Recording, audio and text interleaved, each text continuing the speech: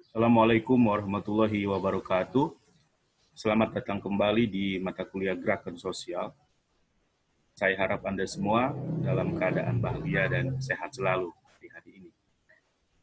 Hari ini kita akan membahas topik yang cukup menarik, topik yang dekat dengan keseharian kita, dan saya kira sudah akrab dengan kita semua, yaitu bagaimana hubungan antara gerakan sosial dan agama.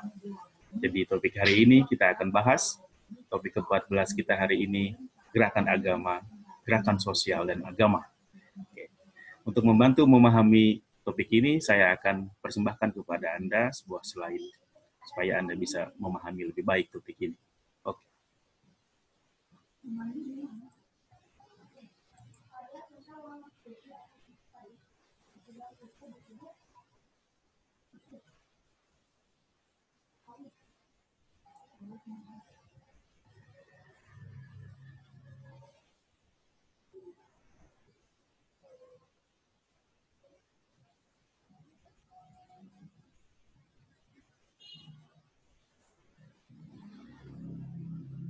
Baik, hari ini kita akan bahas topik ke-14, gerakan sosial dan agama.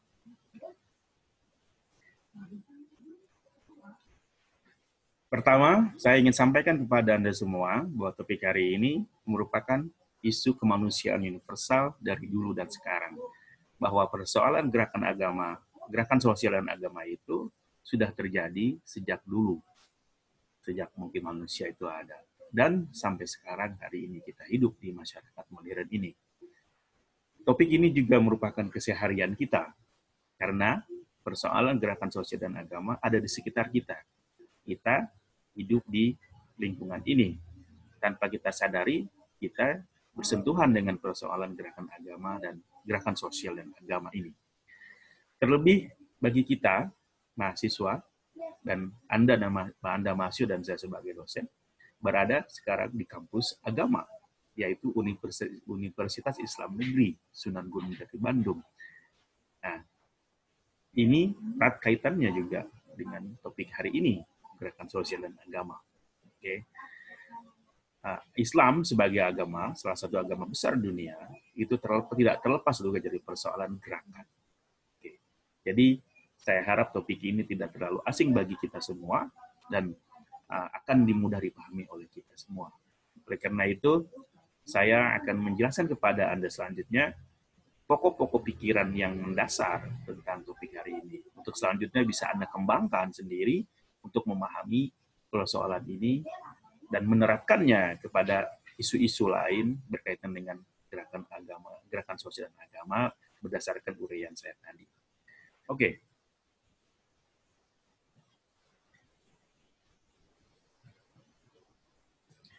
Mari kita lihat gambar ini. Nah, ini adalah sebenarnya cover sebuah buku. Buku ini buku yang sangat lama. Saya pertama kali membaca buku ini ketika saya kuliah S1 di UIN Jakarta. Buku ini judulnya sangat provokatif, Islam Agama Protes. Ini adalah karya terjemahan dari karya Ali Syariati, seorang intelektual Iran. Oke. Saya kira buku ini tidak saya sangka saya tidak menyangka dulu ketika membaca buku ini bahwa akan saya bahas kembali pada pertemuan kita pada hari ini. Tapi buku ini intinya adalah relevan bagi topik kita hari ini, dan ini akan membantu kita semua memahami topik gerakan sosial dan agama. Mengapa Islam disebut agama adalah gerakan sosial, spesifiknya Islam? Nanti mari kita jelaskan. Dari buku itu, saya ingin mengatakan kepada Anda bahwa agama itu sebenarnya adalah gerakan sosial. Oke. Nah, tentu di sini saya berbicara dalam konteks agama dalam realitas sosial, realitas sejarah, realitas kemanusiaan, bukan dalam konteks agama sebagai wahyu. Nah, kita harus pahami bahwa agama itu adalah wahyu, tetapi juga ketika agama turun ke bumi, disampaikan oleh Nabi pada masyarakat, maka agama di situ sudah menjadi realitas sosial dan sejarah. Nah, Aspek yang inilah yang ingin saya katakan, yang saya sebut sebagai agama adalah gerakan sosial. Oke?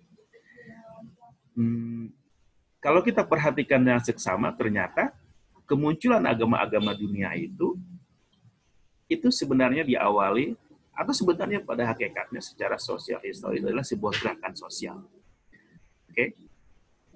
Ingat, Anda masih ingat makna gerakan sosial kan? Jadi saya ingin mengingat Anda kembali bahwa gerakan sosial adalah an organized effort to effect or prevent social change. Jadi sebuah upaya yang terorganisir untuk melakukan perubahan sosial atau sebaliknya mencegah perubahan sosial. Dan agama dalam realitas sosial dan historisnya ternyata memang adalah upaya-upaya tanda petik sistematis dari Tuhan melalui nabi untuk melakukan perubahan sosial di masyarakatnya, di mana seorang nabi hidup, atau secara manusia secara universal.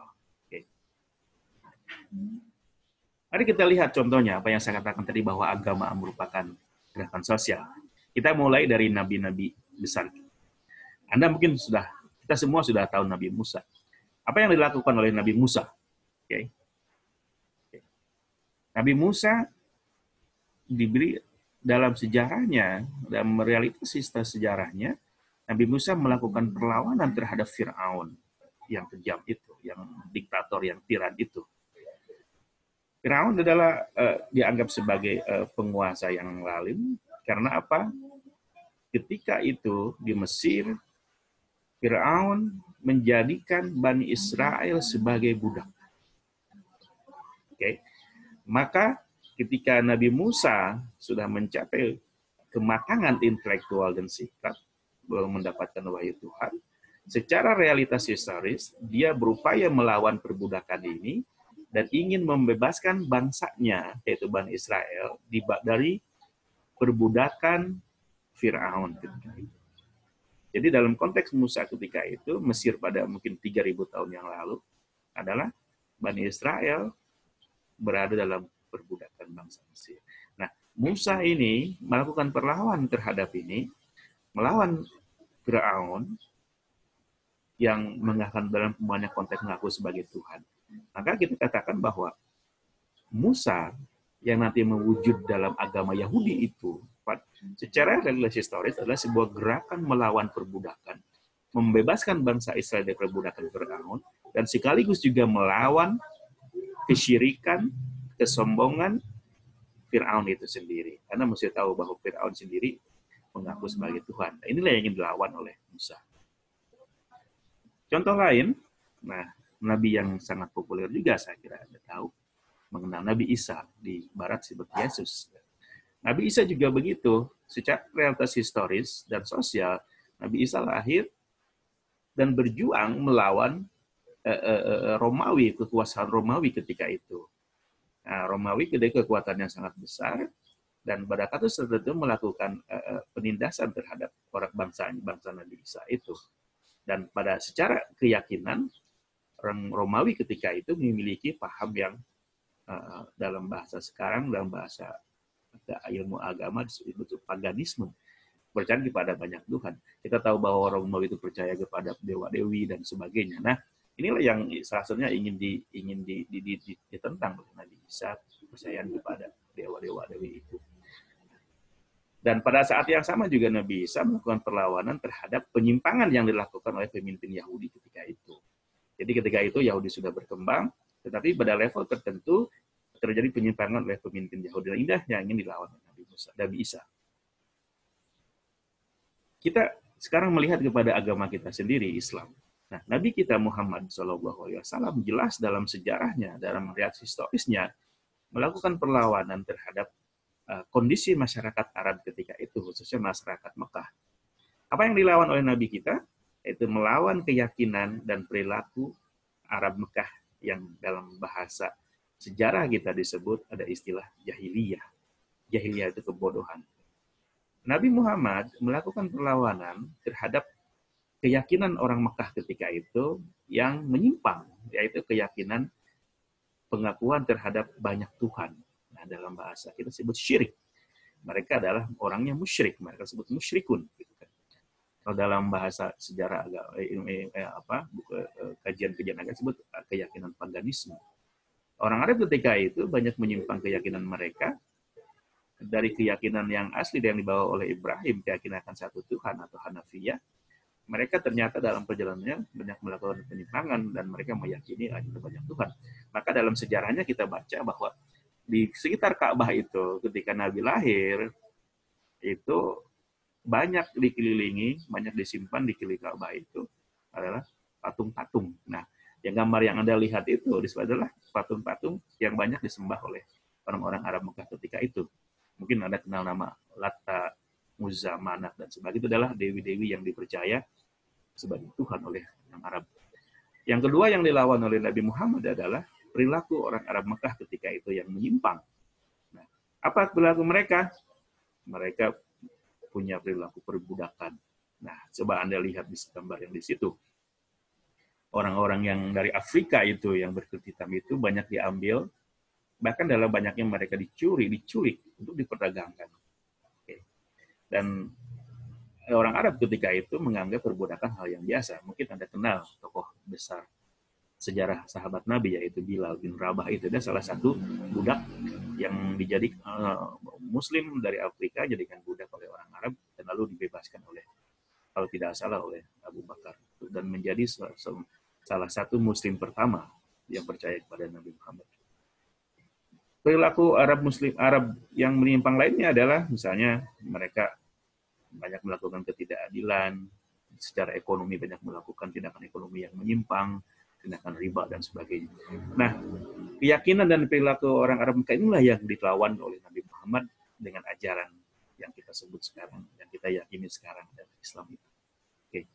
Nah, maka karena itu kita tahu bahwa dalam agama, dalam ajaran kita mengenal sebuah hadis bahwa Nabi Muhammad itu diutus untuk menyempurnakan akhlak. Oke, innamal bu'itsu liutammima makarimal akhlak. Nabi Muhammad itu beliau berkata, saya diutus untuk menyempurnakan perilaku. Karena apa? Dalam konteksnya ketika itu orang Arab adalah masyarakat yang banyak memiliki perilaku yang menyimpang. Akan Nabi berupaya untuk melawannya, perbuatan buruk, dan berupaya memperbaikinya sesuai dengan ajaran Islam yang luhur. Itu adalah contoh-contoh besar dan nyata dalam dunia kehidupan kita bahwa agama itu merupakan adalah gerakan sosial. Secara realitas historisnya. Oke, hal lain yang bisa kita buktikan bahwa agama adalah gerakan sosial adalah ketika kita melihat kepada agama di dalam agama itu sendiri. Kita mencoba melihat kepada dalamnya, sisi aspek dalam dari agama itu sendiri. Ternyata kalau kita melihat secara seksama, dan saya kira banyak ilmuwan yang sudah mempelajarinya, di dalam agama itu sendiri terjadi dinamika, terjadi pergerakan yang dinamis di dalam agama. Maka di sini muncul dikenal yang disebut dengan namanya gerakan intraagama, gerakan di dalam agama itu sendiri. Nah, dalam ilmu sosiologi agama misalnya, atau sosiologi agama, itu disebut dengan gerakan keagamaan atau religious movement. Ternyata bahwa di dalam agama itu sendiri ketika sudah terbentuk, muncul banyak gerakan-gerakan di dalamnya. Hampir semua agama seperti itu. Mari kita contoh dalam agama Kristen misalnya. Dalam agama Kristen itu sebenarnya banyak dinamika, ada gerakan-gerakan di dalamnya. Ini membuktikan bahwa antara gerakan agama, gerakan sosial dan agama itu sangat erat. Maka dalam Kristen kita mengenal banyak sekte, kan? Banyak kultus. Saya kira banyak sekali, mungkin ratusan, mungkin puluhan. Secara besar saja terbagi dua di dalam Kristen. Ada aliran Katolik yang berpusat di Roma dan dipimpin oleh Paus sekarang. Dan yang kedua aliran Protestan. Nah, itu secara besar. Begitu juga dalam agama kita, agama Islam. Kalau kita melihat pada agama itu sendiri, itu terjadi dinamika yang luar biasa, banyak gerakan-gerakan di dalam Islam itu sendiri. Maka sangat wajar kita banyak melihat terjadi banyak golongan dalam Islam. Oke, ada firqoh, ada firok zamannya. Firqoh itu golongan secara tunggal, tapi zamannya ada firok. Secara garis besar adalah di dunia Islam sekarang kita mengenal ada dua golongan besar, yaitu Islam Sunni dan Islam Syiah. Nah, kita mungkin di Indonesia termasuk kategori golongan atau firqah Islam Sunni. Sementara yang golongan Islam Syiah itu kebanyakan berada di Iran dan sebagian di Irak dan beberapa negara Timur Tengah lainnya. Nah, ini secara besar.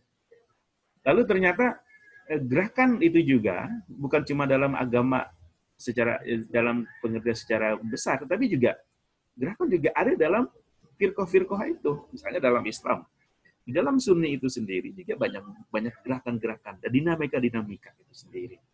Nah, contohnya apa? Dalam Islam Sunni yang kita pahami juga ada gerakan. Contohnya adalah gerakan dari dulu sampai sekarang. Mungkin yang paling banyak dikenal adalah gerakan pembaharuan disebut sekarang dengan gerakan dalam bahasa lainnya disebut gerakan revivalisme, gerakan kebangkitan kembali Islam. Nah, ada sekelompok Muslim yang dimulai misalnya pada abad ke-17 atau 16 ada yang mulai untuk melakukan pembaharuan dalam Islam. Karena mereka melihat Islam tidak maju, mandek, lalu mereka berupaya untuk melakukan pembaharuan. Maka gerakan mereka ingin berupaya membangkitkan kembali Islam dan Muslim menjadi jaya lagi di dunia. Nah, ini gerakan pembaharuan. Nah, yang paling terkenal misalnya salah satunya adalah gerakan Wahabiyah yang berasal dari Arab Saudi. Nah, sekarang menjadi aliran resmi dari Arab Saudi. Wahabiyah ada satu contoh gerakan intra Sunni. Gerakan dalam salah satu firqah Islam, yaitu Islam Sunni. Dan saya kira banyak lainnya. Yang paling populer misalnya sekarang di negara kita, yang dulu pernah kita bahas di kuliah saya, tulisan saya, yaitu gerakan Salafiyah. Nah, sebenarnya Salafiyah dan Wahabiyah ini mirip-mirip saja. Kadang-kadang dalam banyak kasus itu adalah nama yang berbeda untuk gerakan yang sama. Begitu juga di aliran Islam yang lainnya, Islam yang kedua yaitu Islam Syiah. Ini juga terjadi banyak gerakan di dalamnya. Maka kita minimal ada 12 aliran baru, aliran lain dalam Syiah. Ada yang ekstrim, ada yang tidak ekstrim. Ada yang mirip dengan Sunni, ada juga tidak sebagainya.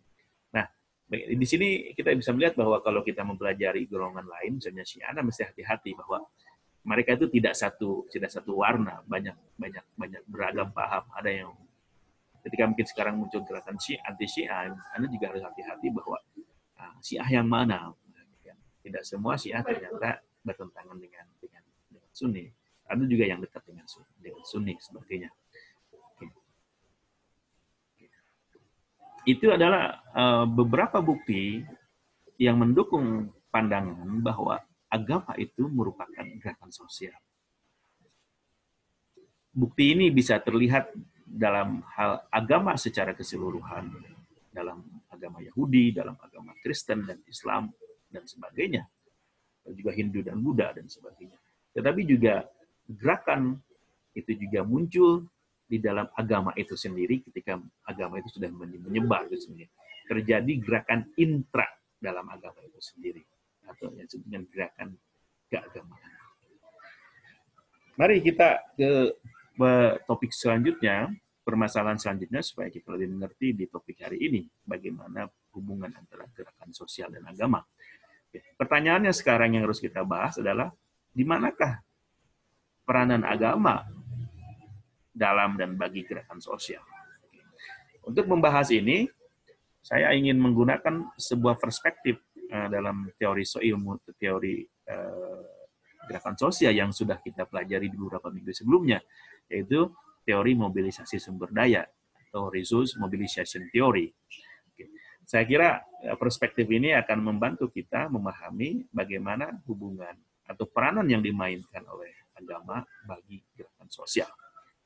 Saya ingin mengulang kembali supaya Anda lebih paham, supaya Anda nyambung dengan pembahasan saya. Kita tahu bahwa dalam teori mobilisasi sumber daya itu setidaknya ada 5 resources atau sumber daya. Pertama, sumber daya itu sumber daya yang bersifat moral. Nah, ini berisi legitimasi, simpati, selebriti, dan sebagainya. Yang kedua, sumber daya itu sumber daya yang bersifat budaya atau cultural. Ini bisa bersifat tradisi yang dipegang oleh masyarakat atau juga pengetahuan umum yang menjadi milik bersama. Yang ketiga, sumber daya dalam bentuk sosial organisasi atau social organizational resources. Ini bentuknya infrastruktur yang dimiliki oleh organisasi atau juga network jaringan yang dimiliki oleh organisasi. Ini juga termasuk adalah sumber daya dalam bagi gerakan sosial. Yang keempat, sumber daya itu dalam bentuk manusia atau human resources. Nah, ini setiap gerakan sosial pasti ada human resource-nya, sumber daya manusia. Ini bisa dalam bentuk tenaga, skill, keahlian, pengalaman, dan kepemimpinan. Yang terakhir, sumber daya itu berupa bendawi, material. Nah, ini saya kira yang paling populer dan yang paling mudah dipahami, dilihat oleh kita. Sumber daya berupa benda, yaitu uang.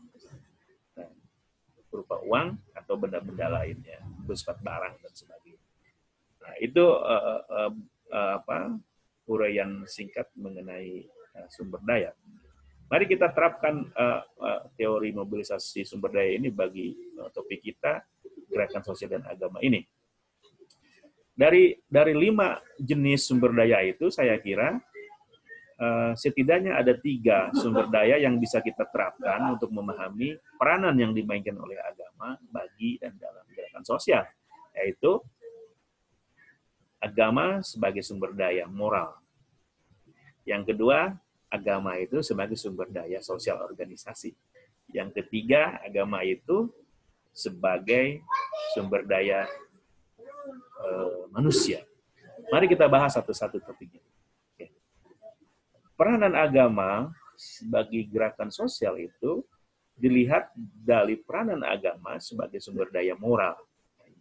Di mana letaknya peranannya? Nah, bagi gerakan sosial, kalau Anda membaca banyak-banyak gerakan sosial, kita akan melihat bahwa dalam banyak kasus, itu banyak gerakan sosial itu memiliki sumber daya yang bersifat moral, yang berasal dari agama.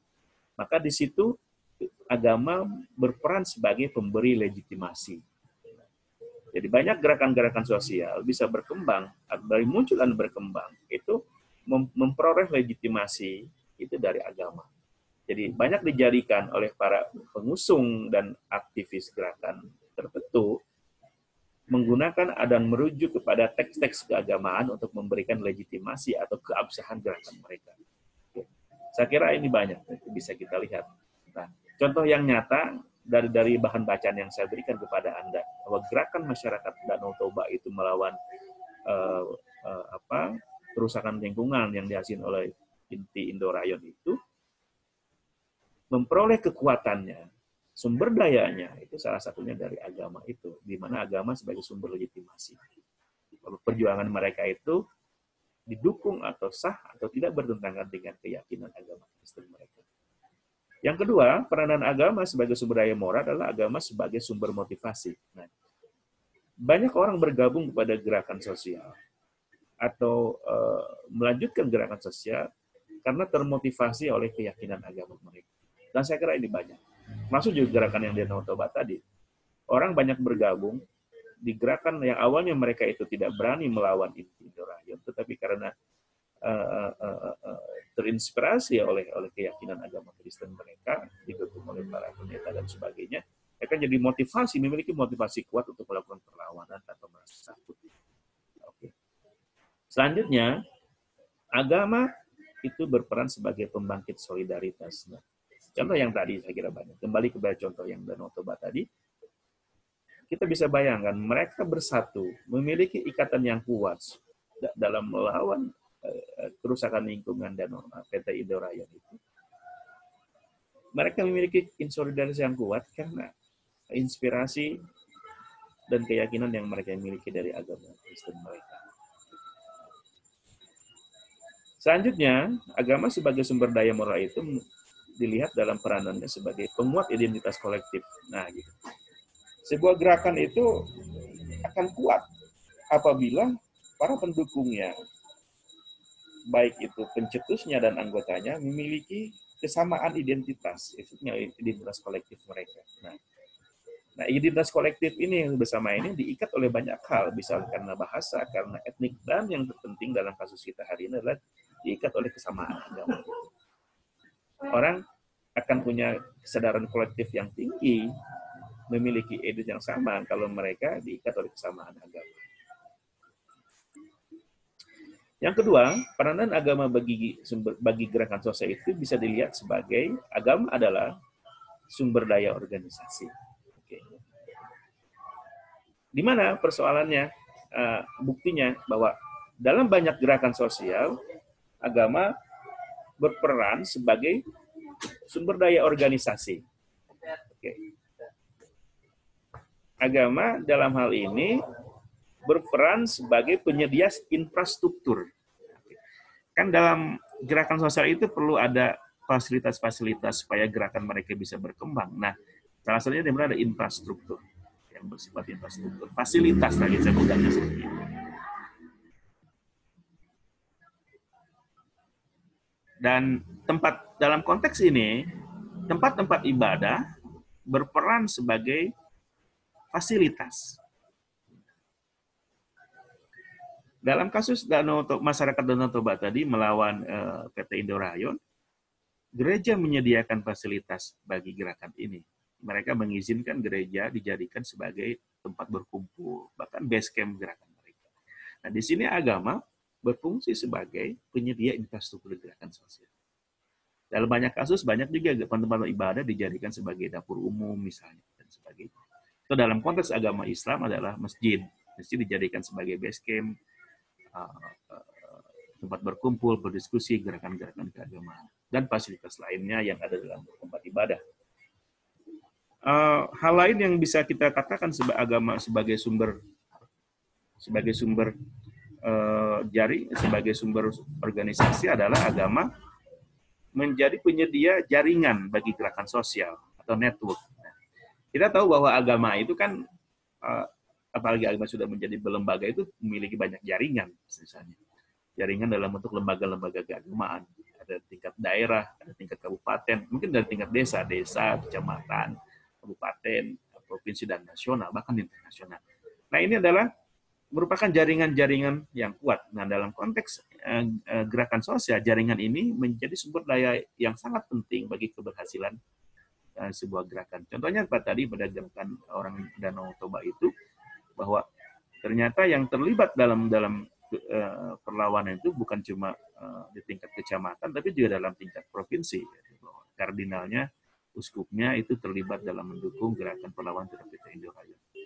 Nah, di sini kita terlihat bahwa agama menyediakan jaringan untuk keberhasilan gerakan sosial. Hal ketiga yang bisa menjadi bukti bahwa agama itu punya peran penting dalam gerakan sosial bisa dilihat pada agama sebagai sumber daya manusia. Nah, ini saya kira yang sangat penting, bahwa agama ternyata menjadi sumber penyedia sumber daya yang bersifat manusia, atau human resources.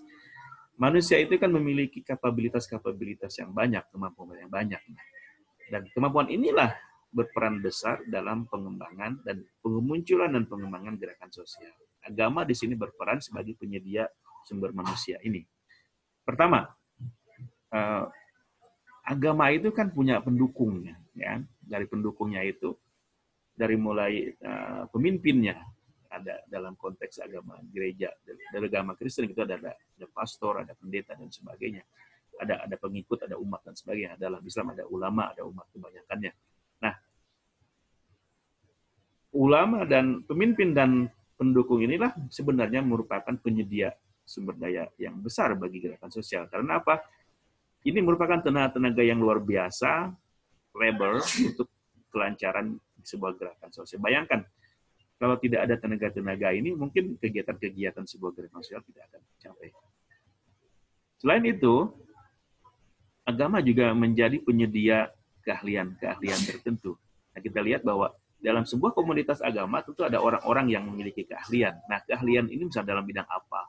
Bisa dalam hal bidang komputer, dalam hal organisasi massa, dan sebagainya. Nah, keahlian yang dimiliki oleh umat inilah sangat berperan bagi gerakan yang didukung oleh gerakan sosial, gerakan sosial yang didukung oleh agama ini. Misalnya dalam konteks gerakan Salafiyah yang kita bahas di bagian sebelumnya itu, Maka kemampuan pendukung Salafi dalam menggunakan internet itu sangat membantu pengembangan gerakan mereka di Indonesia setidaknya. Selanjutnya, agama sebagai sumber daya manusia itu dalam hal bahwa agama menyediakan keahlian atau kepakaran tertentu. Nah, kan dalam sebuah agama itu juga banyak orang-orang besarnya. Nah, ada doktor dan sebagainya, besar. Nah, masing-masing orang itu kan punya kepakaran mungkin di bidang politik, ekonomi dan sebagainya, ahli. Nah, keahlian inilah yang sangat bermanfaat yang disediakan oleh agama bagi gerakan sosial yang mereka dukung atau bagi gerakan sosial yang mereka laksanakan sendiri. Selanjutnya, pengalaman. Pengalaman yang dimiliki oleh para pendukung agama, baik itu pemimpin rakyatnya, itu berperan dalam kesuksesan sebuah gerakan sosial yang mereka dukung atau mereka adakan. Terakhir, hal lain yang kita bisa lihat bahwa agama sebagai sumber daya manusia itu dan berperan dalam gerakan sosial adalah, nah ini penting, agama menjadi sumber penyedia kepemimpinan. Sebuah gerakan sosial tidak akan berhasil bila tidak memiliki pemimpin. Tentu pemimpin yang berkualitas, punya ekspertis dan kepakaran dan sebagainya, punya keahlian dan punya pengalaman. Nah, agama ini banyak menyediakan pemimpin demi keberhasilan sebuah gerakan sosial. Dalam kasus masyarakat Danau Toba tadi, kita lihat pemimpin agamanya terlibat dalam gerakan menentang kerusakan alam oleh PT Indo Ayon. Pemimpinnya itu saya lupa namanya, mungkin ada ingat, itu dia turun ke jalanan, selalu hadir dalam demonstrasi, berorasi dan sebagainya, membakar semangat para pendukungnya dalam menentang PT Indo Ayon, dan bahkan dia rela menggantikan posisi para pendukung yang dia tangkap oleh polisi, dan dia sebagai jaminan bagi polisi mau menggantikan posisi pendukung yang ditahan oleh polisi. Nah, ini menurut saya pemimpin yang sangat bagus yang disediakan oleh agama. Nah, akibatnya kita tahu bahwa gerakan penentangan PT Indo Ayon ini berhasil. PT Indo Ayon berhasil ditutup.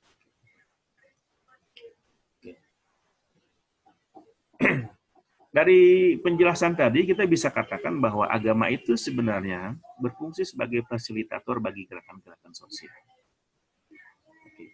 Dengan menyediakan sumber-sumber daya yang tiga tadi, sumber daya yang bersifat moral, sumber daya yang bersifat sosial organisasi, dan bersifat manusia, maka bisa kita katakan bahwa peranan agama adalah sebagai fasilitator yang penting bagi gerakan sosial. Contohnya tadi kita akan lihat, sudah kita jelaskan tadi dalam gerakan perlawanan masyarakat Danau Toba atas PT Indo Ayon Utama.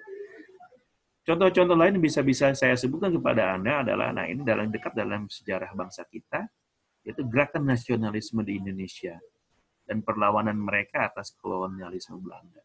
Nah, kalau kita membaca sejarah gerakan nasionalisme di Indonesia itu pada awal abad 19 sampai abad 20 itu, gerakan-gerakan kebangkitan nasionalisme Indonesia itu banyak diinspirasikan oleh agama.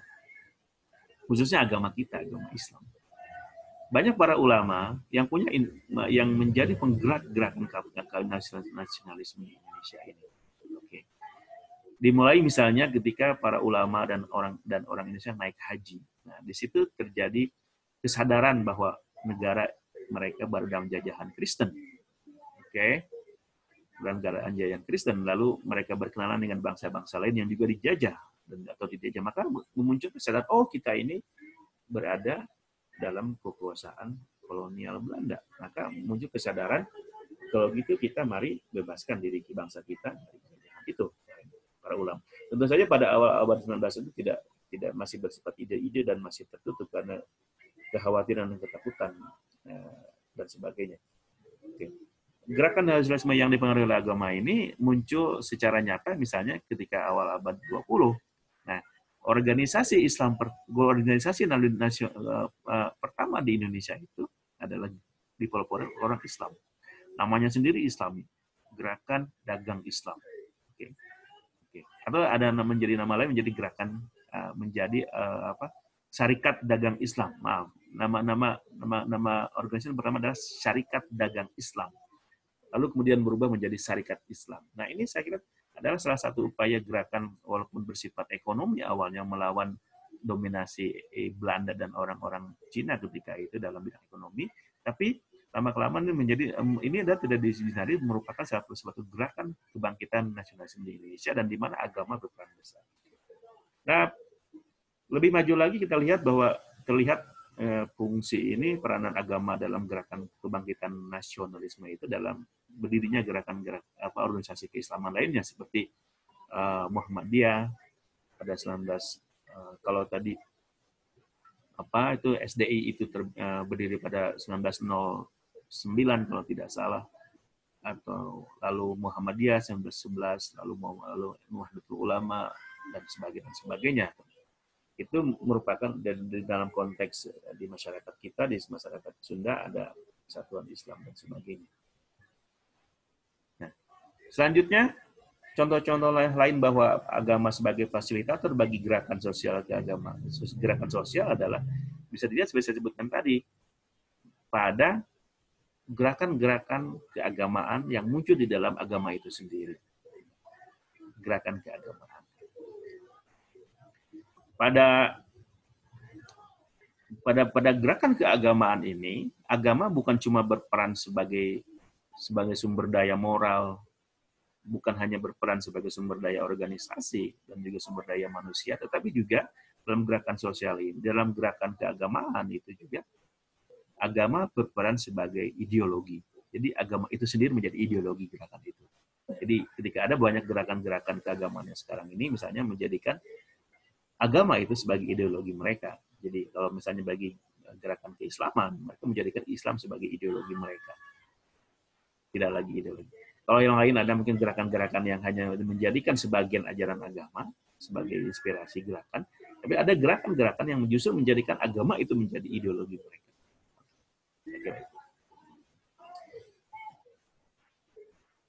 Dalam gerakan-gerakan Danau Toba tadi, kita bisa melihat bahwa agama berperan sebagai sumber moral. Okay? Agama menjadi sumber motivasi, legitimasi, dan identitas kolektif.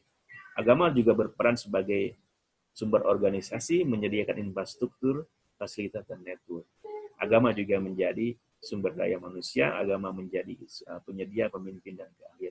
Begitu juga dalam gerakan nasionalisme di awal abad 20 yang akhirnya membawa kepada pendirian negara kita, negara Indonesia. Dalam hal gerakan keagamaan, ini lebih banyak ini, bahwa gerakan keagamaan itu berfungsi sebagai sumber daya moral, sumber daya organisasi, sumber daya manusia, dan juga agama berfungsi sebagai ideologi itu sendiri.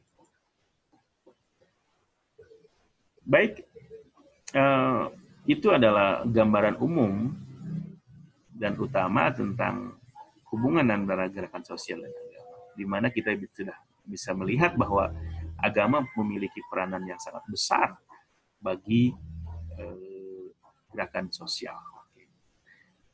Bagi Anda yang tertarik untuk membaca lebih jauh tentang ini, Anda bisa membaca buku sumber-sumber yang saya sampaikan ini. Meskipun dalam bahasa Inggris ya, apa belajar sedikit Anda bisa.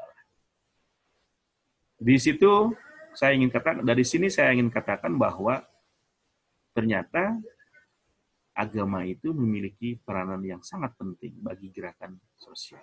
Agama memainkan peranan yang sangat besar bagi kemunculan dan perkembangan gerakan sosial. Buktinya banyak, sejak awal kemunculan agama itu gerakan sosial itu sangat berperan. Agama adalah secara realitas historis adalah sebuah gerakan untuk merubah masyarakat menjadi masyarakat yang lebih baik secara keyakinan dan secara perilaku. Oke. Agama peranannya bisa dilihat dengan banyak hal sesuai dengan sumber daya yang mereka miliki. Agama bisa berperan sebagai sumber daya moral, sumber daya organisasi, sumber daya manusia, dan sumber daya ideologi. Silahkan sampaikan pertanyaan Anda dan komentar Anda atas topik hari ini. Bisa nanti di kolom YouTube saya, atau nanti ketika kuliah online kita sedang berlangsung. Semoga hari ini, topik ini bisa Anda pahami dengan baik dan menambah wawasan Anda dan ada manfaatnya. Sampai ketemu di topik selanjutnya. Terima kasih. Atur nuhun. Assalamualaikum warahmatullahi wabarakatuh.